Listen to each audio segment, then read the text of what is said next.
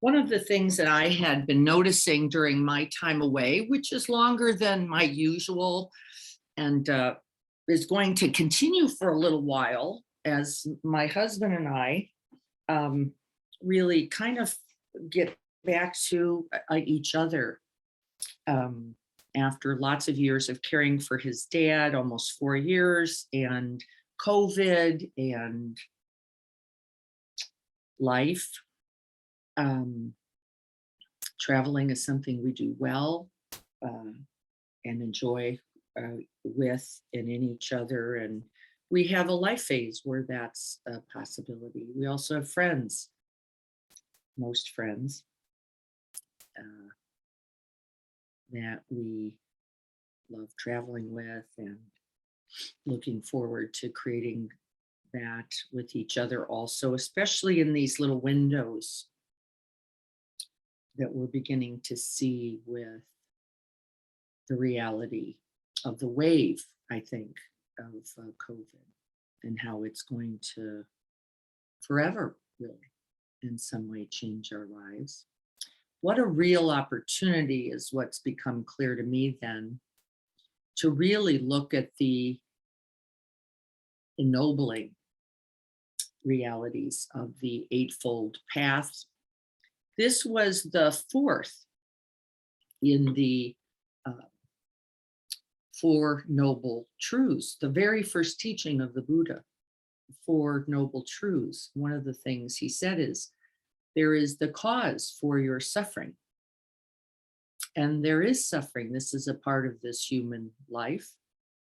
There's the reality of it. There is the cause of it, and that you play a part in its cause. It is not just life happening to you, that there are ways that you hold life, the ways that you perceive. We might call that right view, that actually take life out of its the truth of its coming and going, the birth and death of life, the um, impermanence of life, the causality, we could say, of life. Takes all of that, and we resist, we reject, we don't like. It's not that pain is avoidable as a result. This is one of, I think, the myths of the Buddhist path. Like, if you get so good at it, eventually you don't experience pain. I think that's maybe the furthest from the truth, honestly.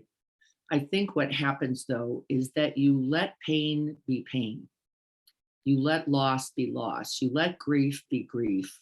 And instead of resisting or thinking it should be some other way, I think this is where the Buddhist teachings are especially profound. We simply abide, but that to do so requires then a certain kind of collected mind, a certain kind of stability, a certain kind of openness and receptivity. And sometimes we can have one, not so much the other. Sometimes we have openness, but not so much stability. Sometimes we have stability, but we're a little frozen in terms of allowing the experience.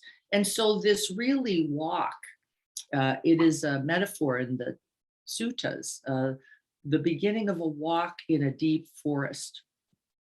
And the walk in this deep forest is got lots of unknowns, unfamiliars. There's lots of undergrowth in this forest, and the path is not very clear.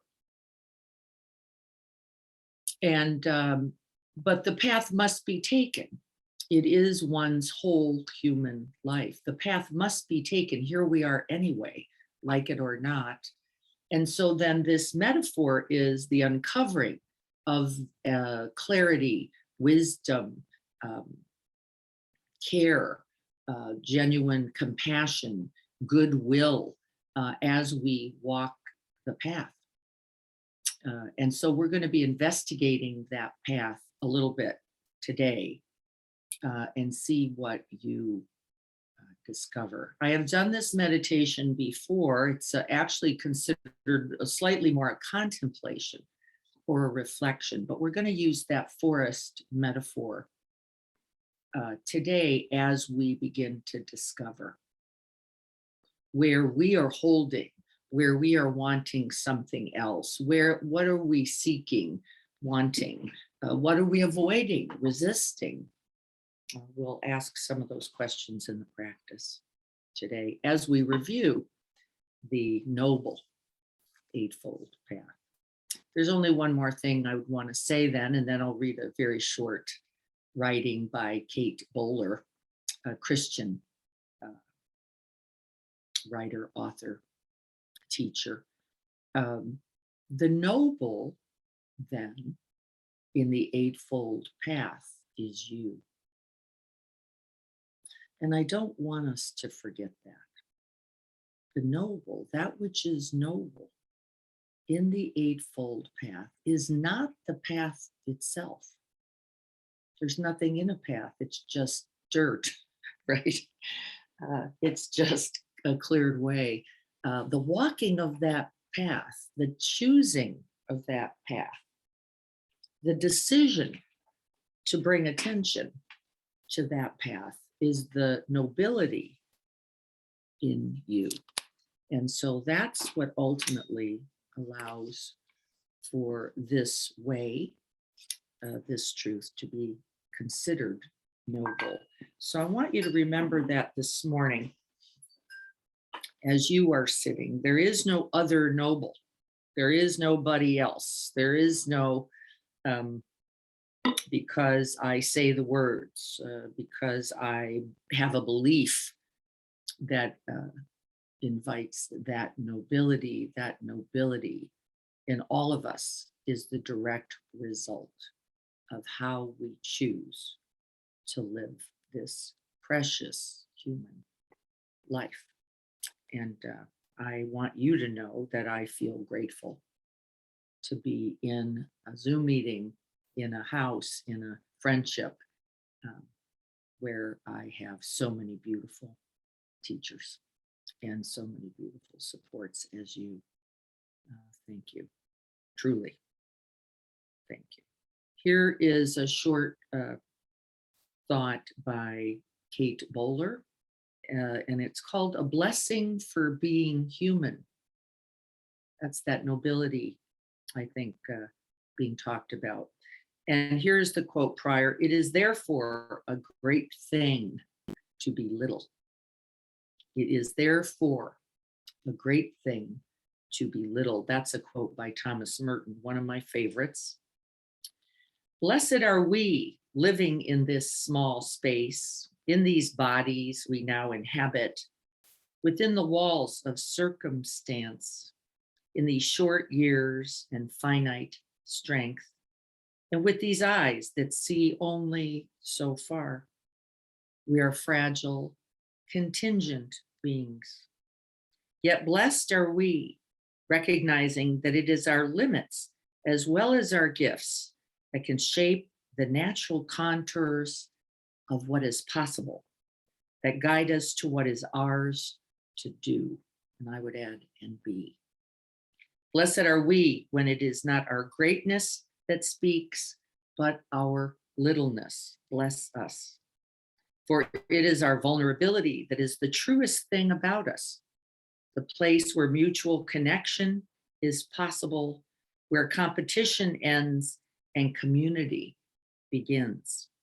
And oh, how blessed are we in our fragility and dependence and brokenness, knowing that you hold all things together, that you is all of us. There is no cure for being human, but for each other, we are all good medicine for each other in this human life. And so I'm going to kick off my shoes so that I can make contact with this stable base. Let's prepare to sit.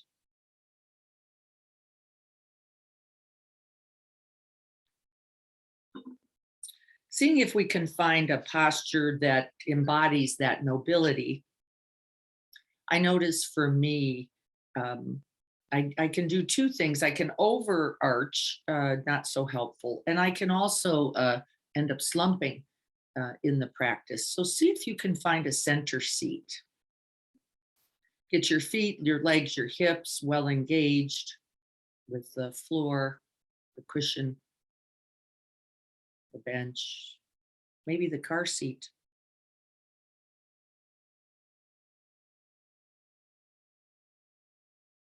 And find enough stability in the base that the body can begin to rest and become still. I had to just back up a little bit. I was pressing a little bit forward, check into that. See if you can find an uprightness that doesn't require too much effort.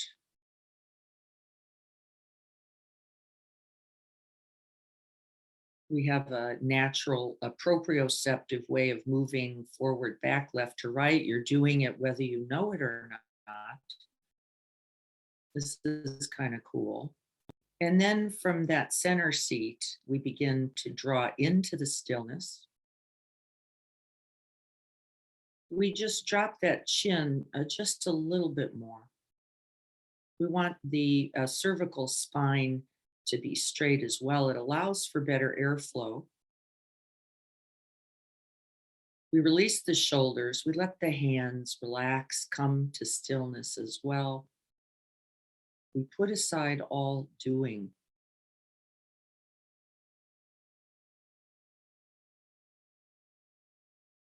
And from the posture itself, we begin to embody the awakened heart mind.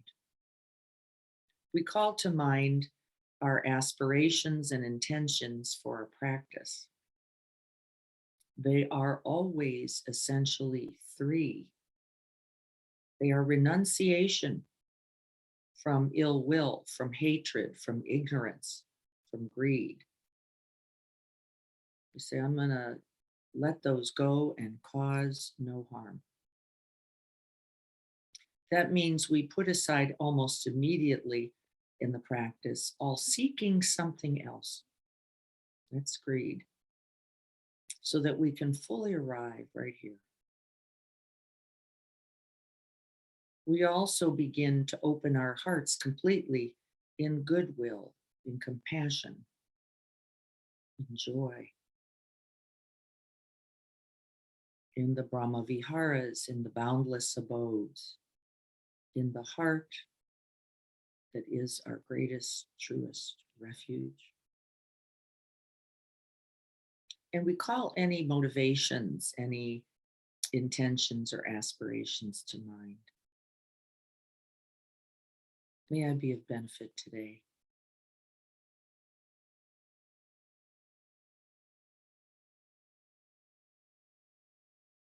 And then we might call a person or persons to mind. I have a friend that I haven't heard from in a long time. I just heard that he is needing some supports, and I'm going to call him to mind, offering the benefits of this practice today to him. Might be a whole group of people, might be animals, plants, the earth, or grandma.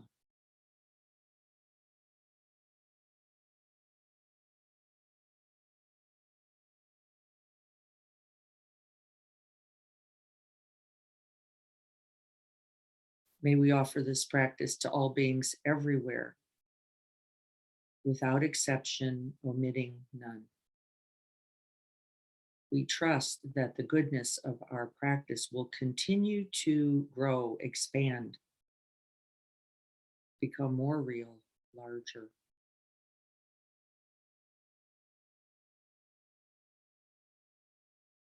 Until all beings are free and are awakened.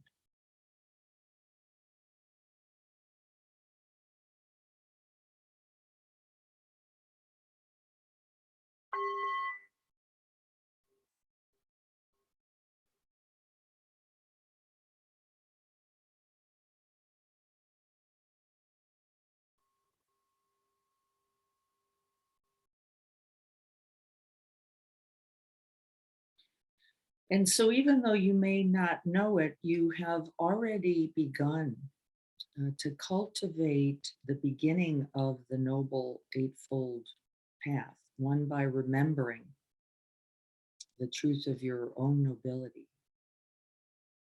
And then, secondly, by cultivating a path, a direction, we might say, the eyes uh, that are necessary to move through this forest. And remember, the forest is simply a metaphor for life. But you have already cultivated clear seeing eyes. You have set intention, you have set the motivation, you have called to mind values, principles, intentions, and you haven't even taken a step. So, right view, the beginning of the Noble Eightfold Path, it is separated from the other seven factors because without clear seeing eyes, without right eyes, there's nowhere to go. We go off the cliff, we get lost, we get tangled. And so, if you could imagine for yourself a forest, and you're standing for right now at the edge of that forest.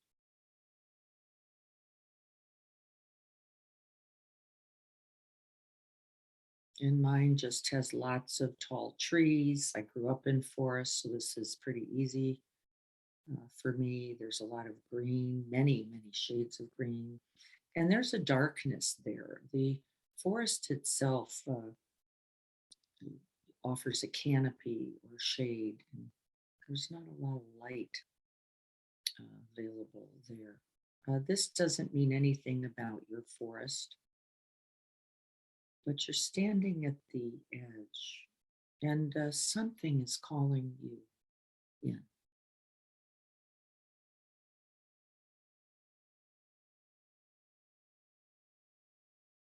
And I'd like you to take a moment just to feel the truth of that longing.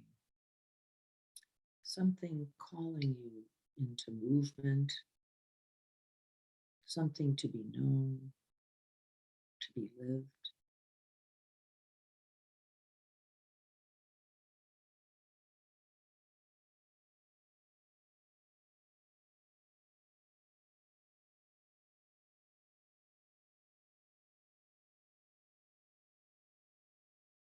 You're just resting in the body, feeling in those sensations of energy, of encouragement, even though there's also an ominous quality, isn't there? There's a, I don't know what's in there. I don't know about this next moment in my life, the next step. It's always true.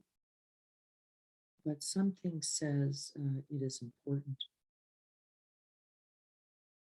to walk this.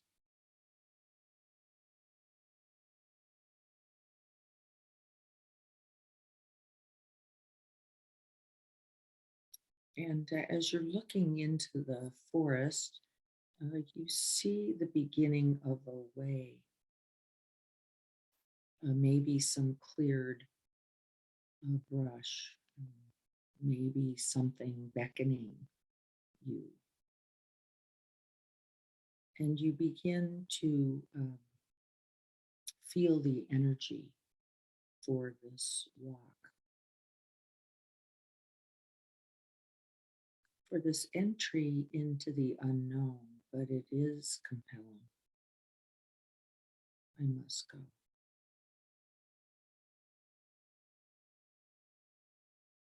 And so we begin to wholeheartedly. It doesn't mean we don't get to have trepidations or uncertainty. Of course, that's a part of the truth of this, but we begin to walk into the forest.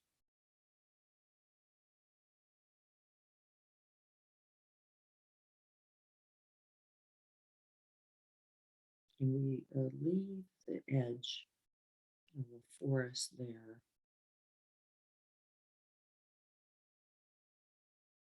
And we can begin to sense that the only reason any of us go anywhere is because we believe there is some benefit,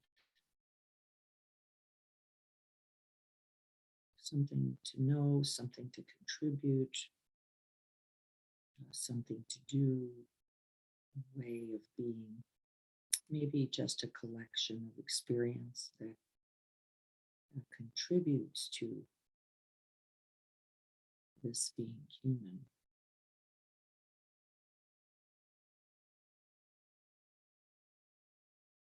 And just get a sense of the surround. Does it feel dark and ominous, interesting?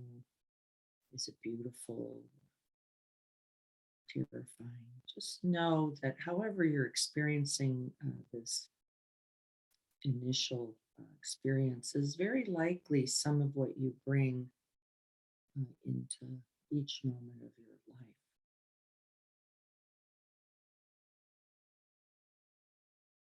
We're continuing to walk along, but we have a sense that this is walkable.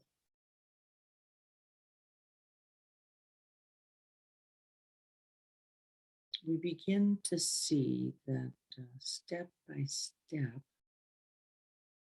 everything becomes workable.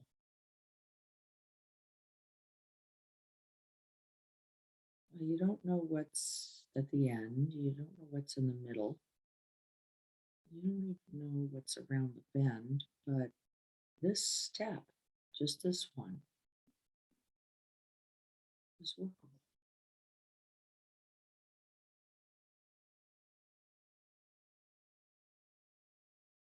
And so you can feel the path becoming clearer.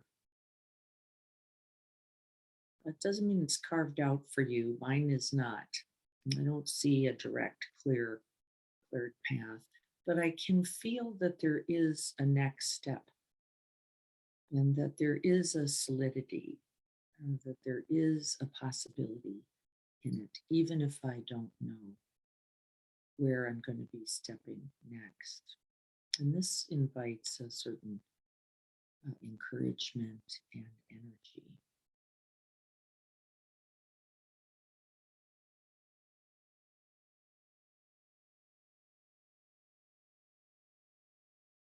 It may get darker, lighter.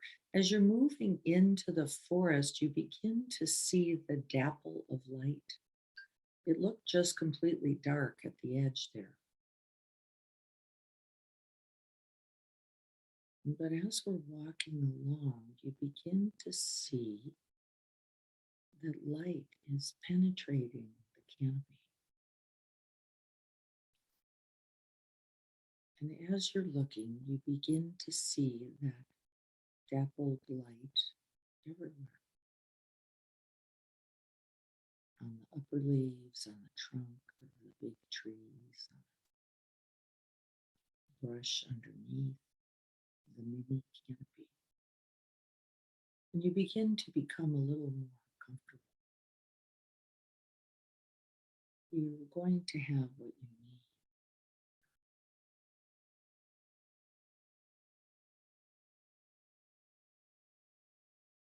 You begin to relax just a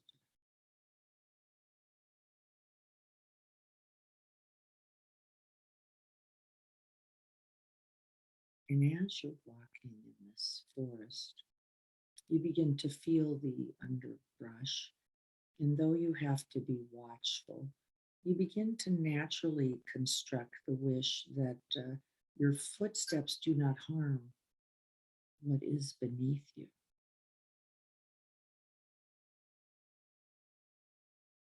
Just naturally, the forest and you begin to form essential relationship. So you begin to watch carefully where you step. You might see snails or bugs or slugs or new growth, tender plants. And you have a genuine desire not to disrupt, not to cause harm. So you begin to bring a certain kindness, a certain gentleness to the walk. You realize that there's really no hurry. There's nowhere else you have to go or be than opening yourself completely.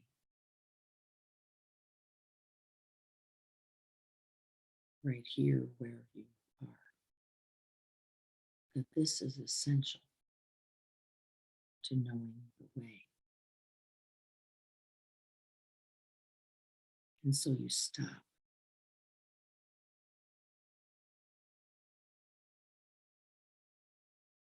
and you listen.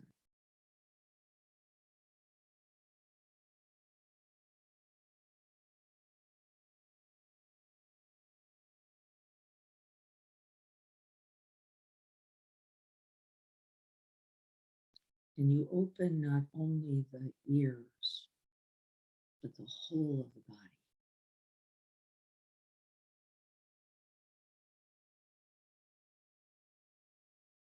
There may be a dampness or dryness, silence, and within the silence, sounds.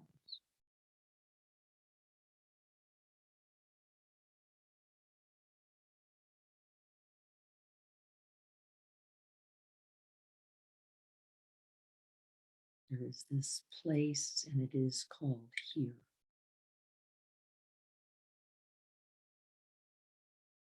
And the forest breathes.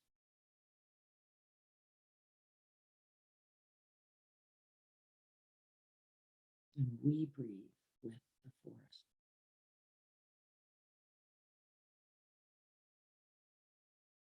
And we listen.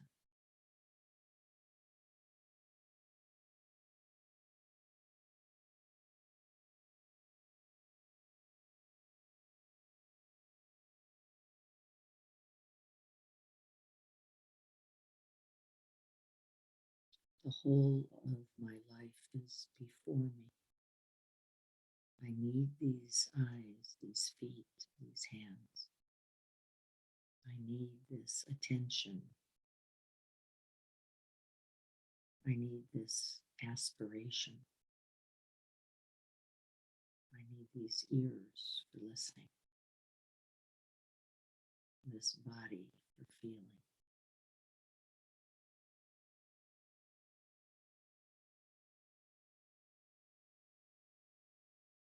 This clear mind.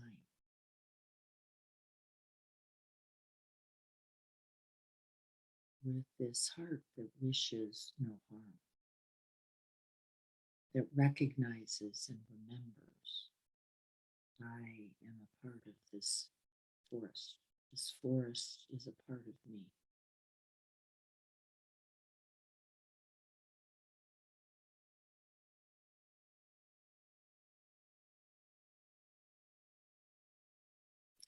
And now we continue our walk, but we walk differently because we have now remembered the forest is not separate.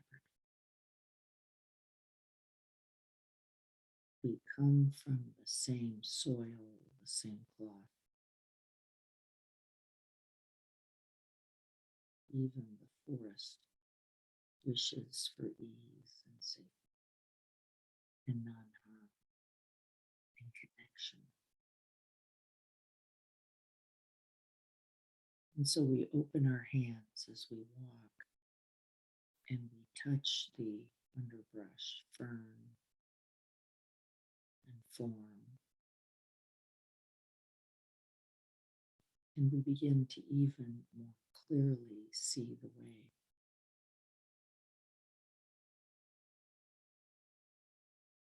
The light becomes brighter. The colors more vivid. And we have less a need to walk through We are becoming a part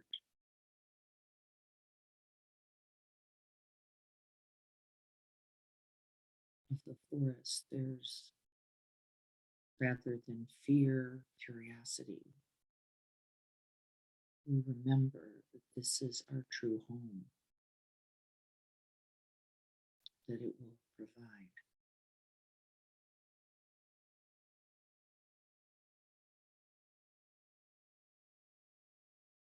And then we see a large tree with a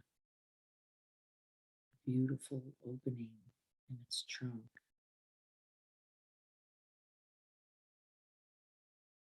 And we sense that we are being invited in.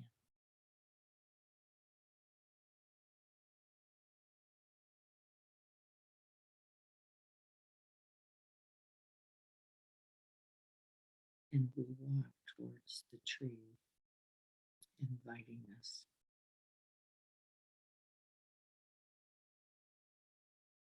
We touch the bark of the tree. We feel its wisdom, its deep rootedness, its stability, its offering.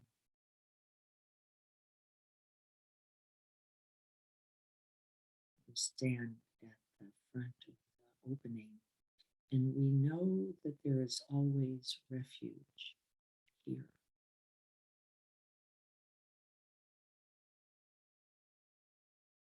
We see the green mosses. We feel the warmth and the holding of the tree. We know that if we need rest, it is available.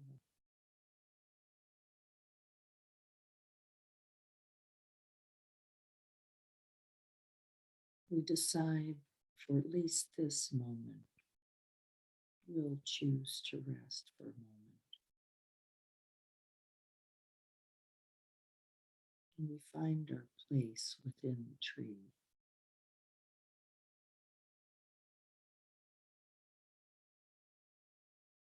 Its softness, its aliveness, its natural protection. And we sit there to rest.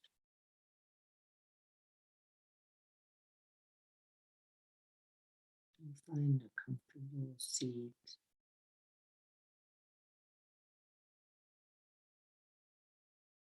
Or we even rest back.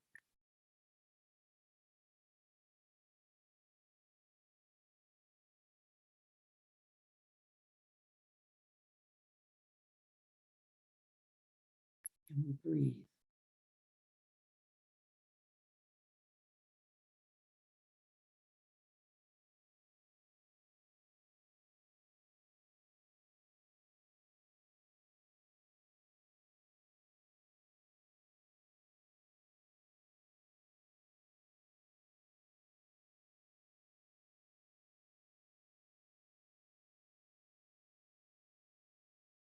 I have made this place for you, this place called home.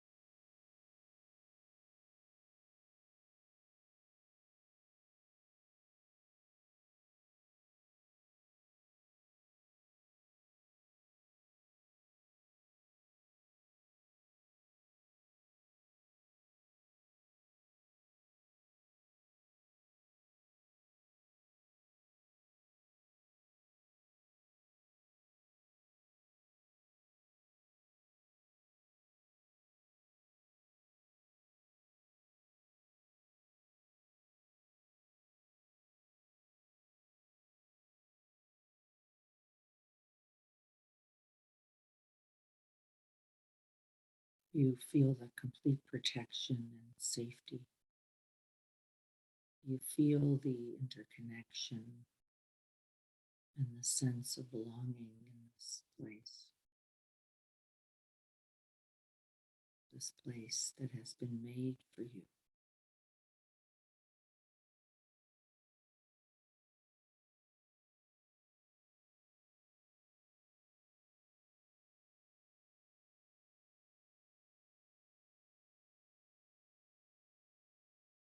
whatever uncertainties, whatever confusions, whatever fears, they are left aside.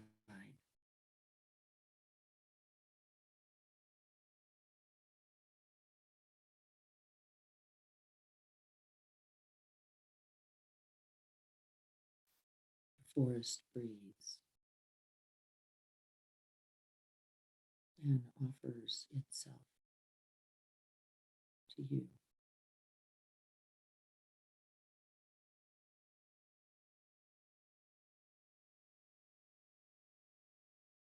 You can feel the pulse, the aliveness of the tree, the forest, of all its parts. You feel the sense of refuge.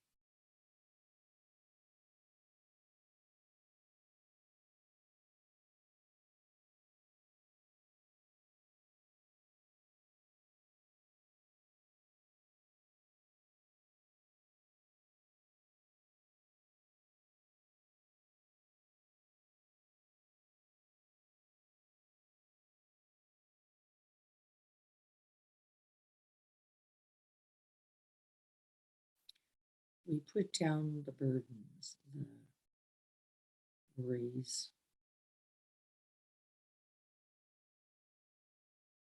the resentments, the pain.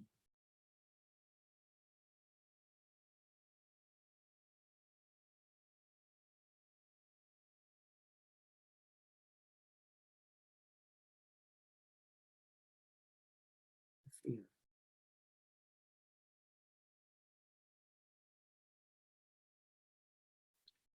We give them to the tree that easily absorbs them and metabolizes them, takes them deep into its roots.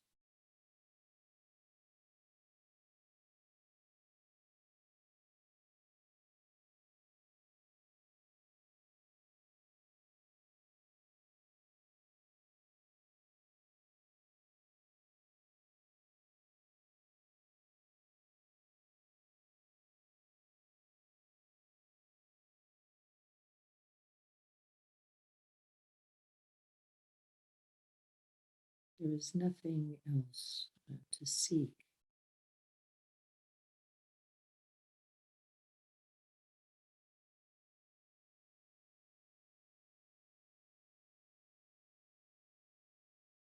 You and the forest are already enough.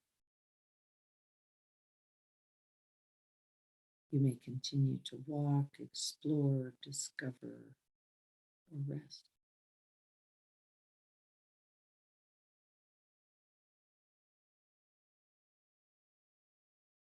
But you remember that it is a choice and that you always have this place.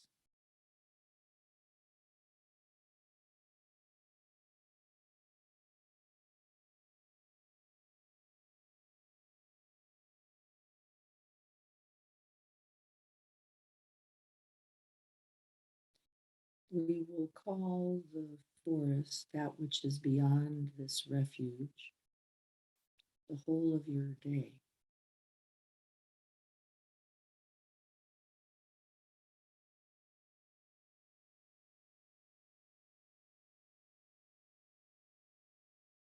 Remembering that this place of refuge, this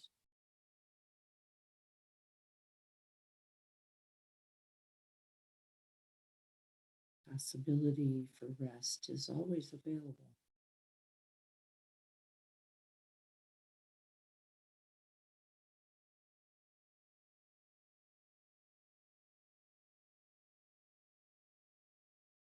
You can smell the moisture, the grasses, the plants.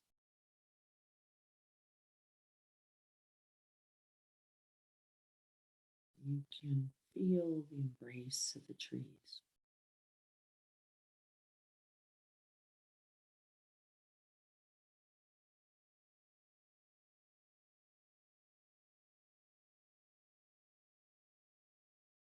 You and see the lights and the shadow and know that they mark a way.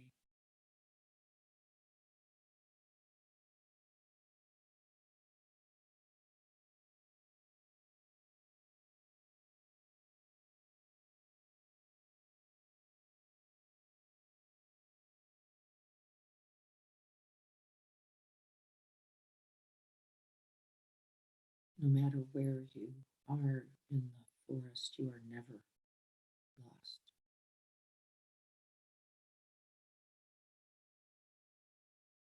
The forest knows where you are and will offer itself to you.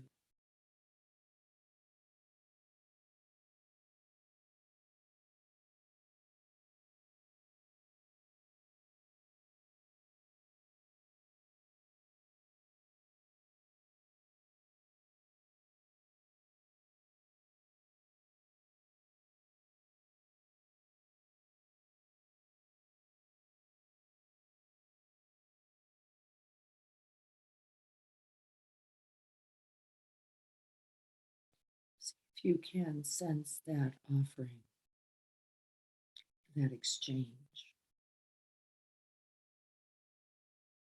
The forest is counting on you too.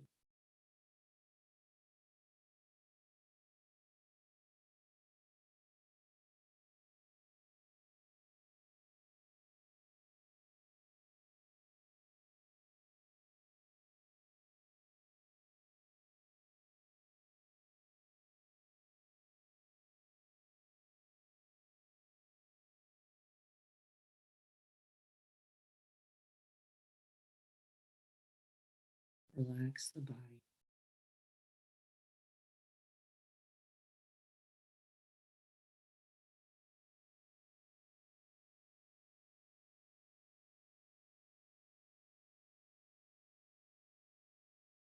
Let this forest breath breathe you.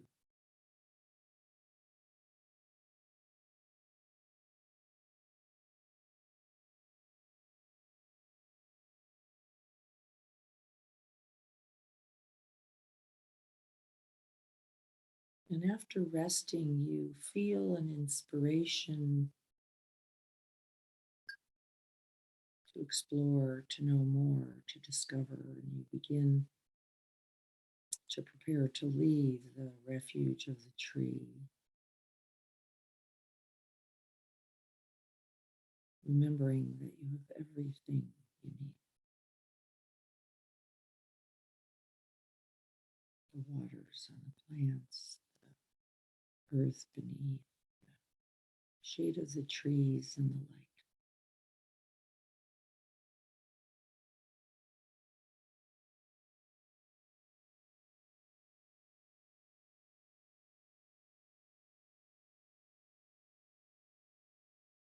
You step out from the base of the tree and remember the light.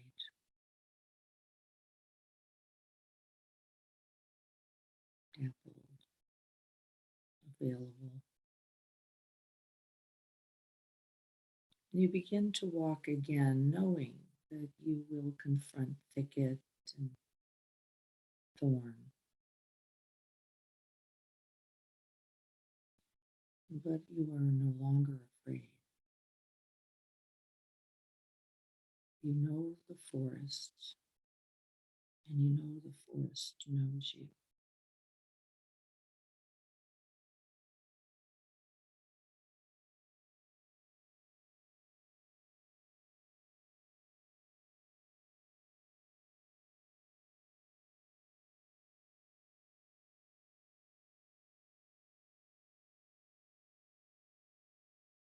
There will be streams and storms, perceived obstacles of every kind. This is the path.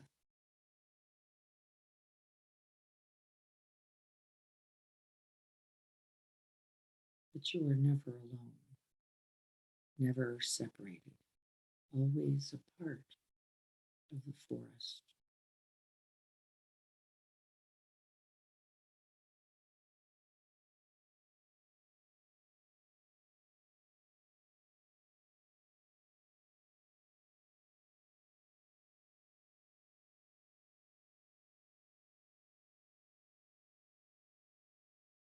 There will be boulders you do not know how to climb.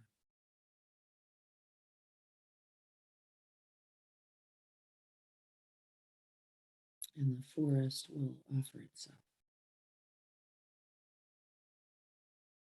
until you find a way.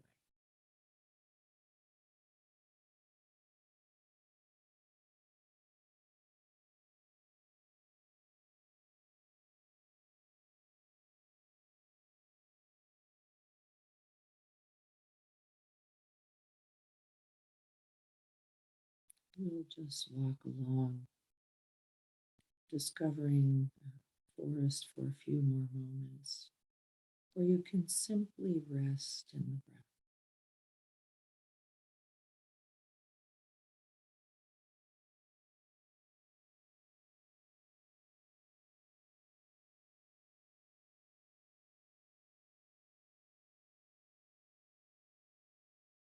You might hear birds, hear animals, feel the movement of the plants and the trees. You'll feel the moisture and the sun. Remember that you are home. This is your life.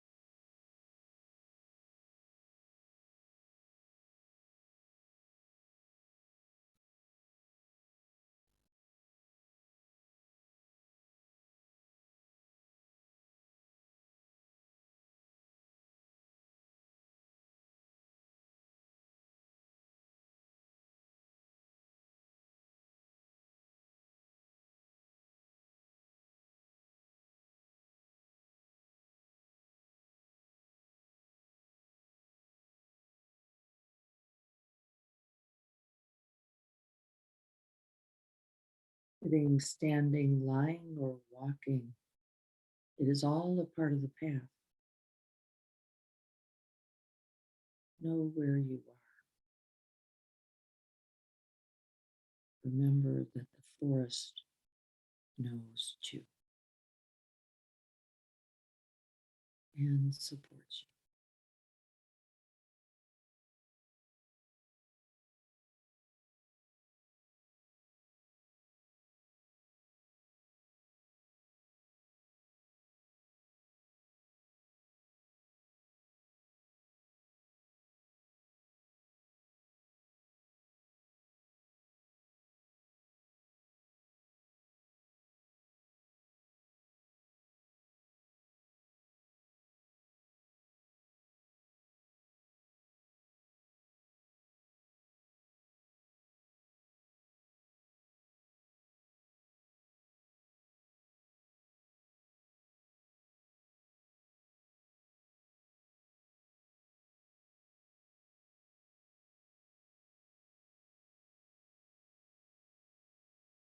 And may this practice be of benefit today to the forest, to all that lives within it, and to you.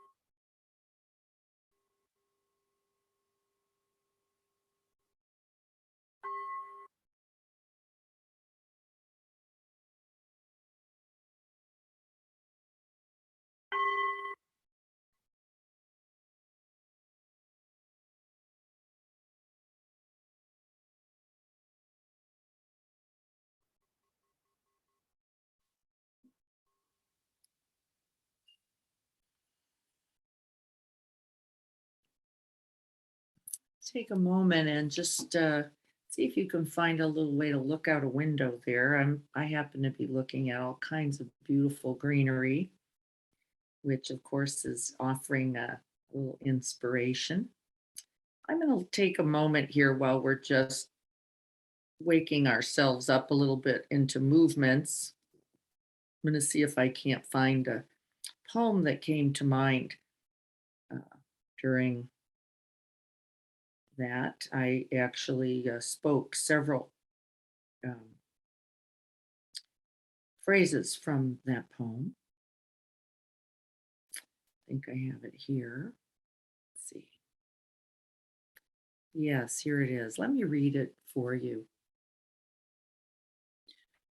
It's called Lost by David Wagner.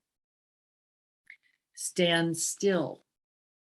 The trees ahead and the bushes beside you are not lost. Wherever you are is called here, and you must treat it as a powerful stranger, must ask permission to know it and be known. The forest breathes. Listen. It answers, I have made this place around you. If you leave it, you may come home again, saying, here. No two trees are the same to raven. No two branches are the same to wren. If what a tree or a bush does is lost on you, you are surely lost. Stand still. The forest knows where you are. You must let it find you. You must let it find you. It is not all about you.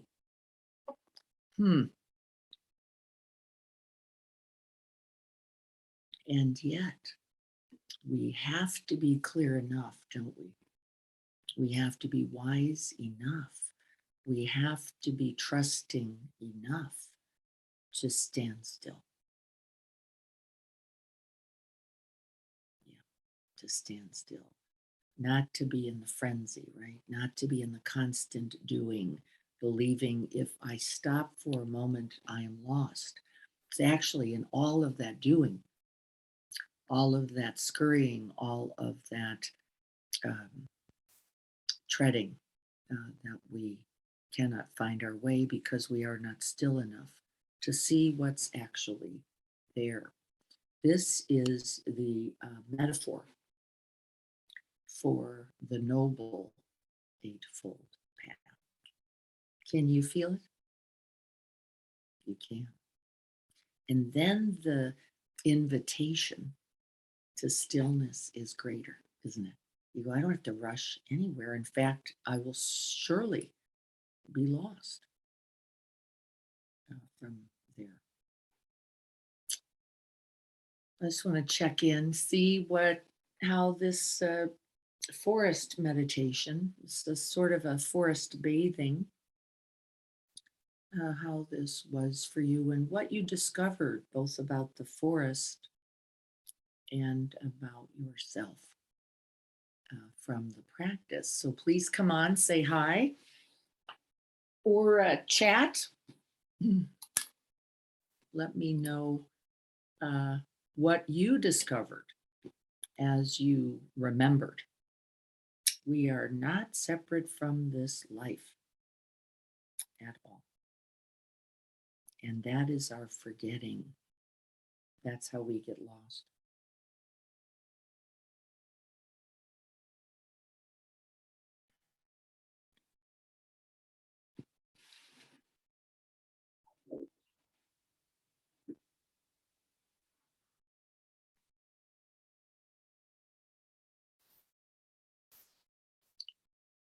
I think I see something in the chat there. Hi, Caroline. I see you, but I can't hear you. Can you hear me now? I can. Good morning. Okay, good morning. I happened to be sitting outside while this was going on, which was beautiful, but I did lose you half the way, but it was fine because I was sitting outside and continuing with it. And Beautiful. that it definitely made me want to just stop and know Yeah. and be. It invites you in, doesn't it?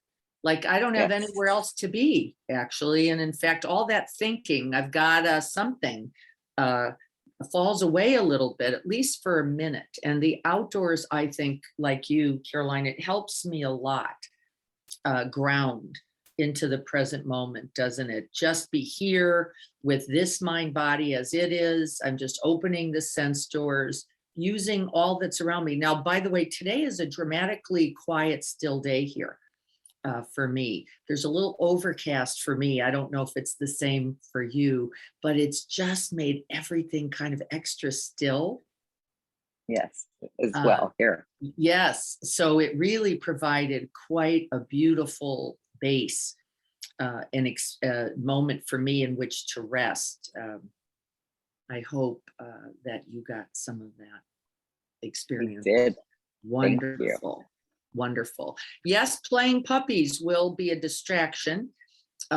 It's Jan, the really interesting work for me, and that is how to include them rather than see them as a distraction, because the sounds will be there, the noises, the scuffling, the scurrying, right? It's all actually pretty fun, but how to let it be included in the practice, rather than trying to put it aside. Often certain noises, and playing puppies, certainly one of them, will make that, being in the forest with them might be how you have to incorporate that. The puppies playing right in the forest with you might be the best work there.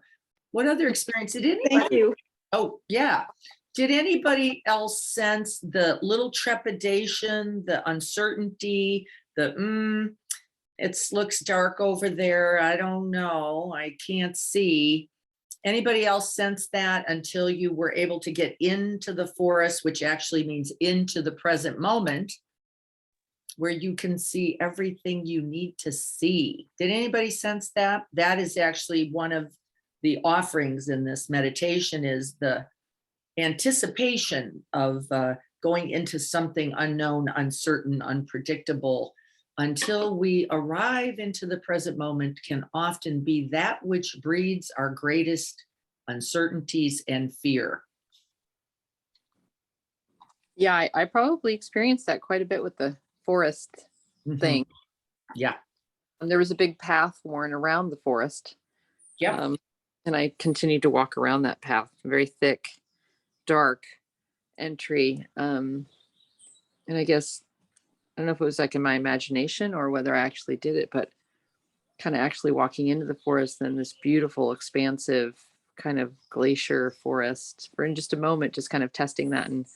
But yeah, it still was very much a little bit on the outside of the forest, but Yep. you know, We separate ourselves in this way, and just know that our perception it is often, Leanne, I agree, that there is a thing over there, a Mhm. thing that's not sure, darkness abiding, until we're in it.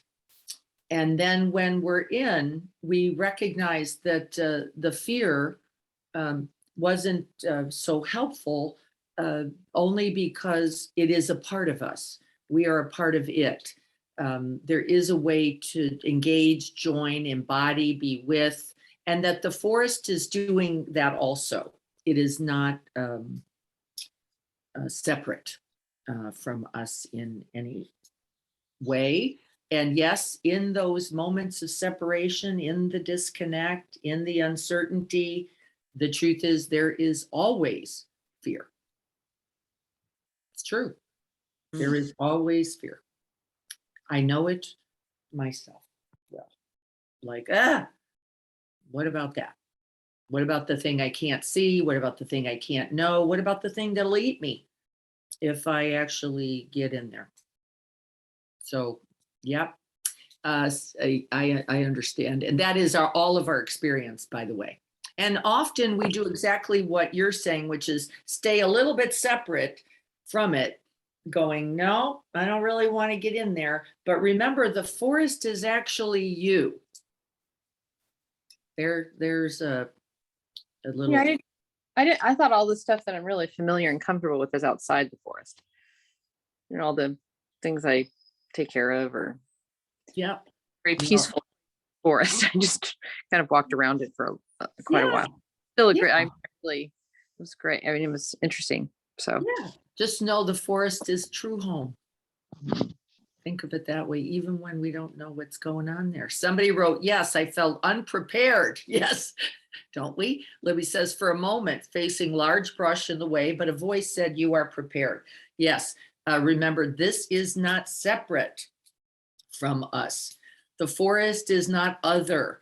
It is not somewhere else. It is the present moment, exactly as we are, with the refuge being available to us right there. But yes, I think we frequently go something, that moment, that place, that other, and we're making the other. We are creating the other, actually. It is simply life in its arising and passing otherwise. And so, how to remember that? Can we remember that feeling once we got in the forest? That it was not separate at all. And as David Wagner says, we are lost only by forgetting that the forest is holding us too. We're only lost there. The Noble Eightfold Path says exactly the same. Conduct yourself with thought, word, and deed. Know where you are, and that will always be sufficient and enough. It is the looking forward, the trying to anticipate, the be somewhere else, the get something else that actually begins our separation from the path, the possibilities for knowing the path, the resources available on the path are not somewhere else. They are right here in the tree you've got, in the trunk you're standing on the ground you're on, that's it. This is what we have, and that it will provide. And there's a certain faith, trust, confidence, not only in life then, but in ourselves in life, that we actually are also enough. So be watchful of the mind that says otherwise. Mind that says otherwise. It is not true. And then you are truly lost, says David Wagner. And the teachings. And the teachings. I'm going to just check in, see if and there's anyone else with any other thoughts before we sign off. We will get back to, I wanted to do a little practice with that metaphor today. We will get back to the review of more specifically next week on the Eightfold Path. I'll just review them briefly, and then we will focus on the final of the Eightfold Path, right concentration or right samadhi, really collected, gathered, whole would be words that I would want you to use, and how the practice invites that for us. And that the mind left to its own brain-stemmed device will splinter, fray, be too many places all at once, will be in the moment in front of us, before us instead of the moment we're in, all contributing to our feeling unprepared, Libby said, to feeling lost, David Wagner said, to feeling on the edge, Leanne said. It is all true. Or distracted, as Jan said. These were all words used to say, this is what happens when I get separated. I am lost. I am lost. And it is true. We are all lost. And I am lost as well. When I leave the present moment, when I leave the body I'm in, when I don't recognize the mind that is most present, when I cannot see how that mind may be contributing almost always, well, let me say always, to distress rather than get stable, centered, find refuge in the present moment, in this mind body, which is now awakened, which is now awakened by my presence. All right, guys, wonderful to see you all.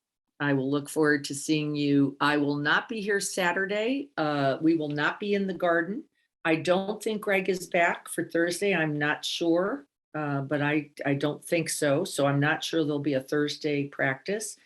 And we're looking for someone to guide our Saturday practice because half of us, Carrie and I and Adrian and some friends, will be in Baja on our first home build. Thank you all so much.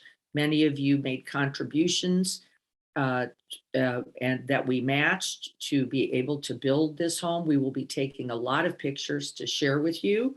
I'm hoping that we will do a Sangha build in the fall. Just know that I am really looking forward to sharing that all with you. They asked that we not bring too many people this round while we're all learning together the tasks, and we will be there all day. And thank you all for all that you have contributed to making that a possibility for this family. I'm really excited to share the pictures with you and the joy of this family and having for the first time, by the way, shelter. That's really pretty incredible right there. All right, everyone. Love to you all. Everyone, please be well.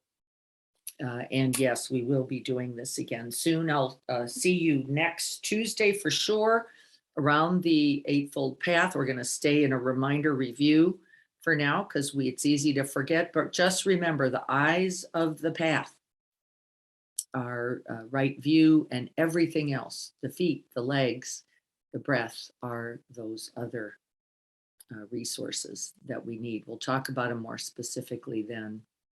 All right, everyone, be well. Good to see you all. Look forward to seeing you next Tuesday. Good to see you, Leanne. Bye, everyone. Caroline, good to see you. Yes, thank you. We'll be safe in Baja. We're going a very safe way. I feel good about it. So thank you. Thank you for all those wishes. Tanya, good to see you. See you all soon.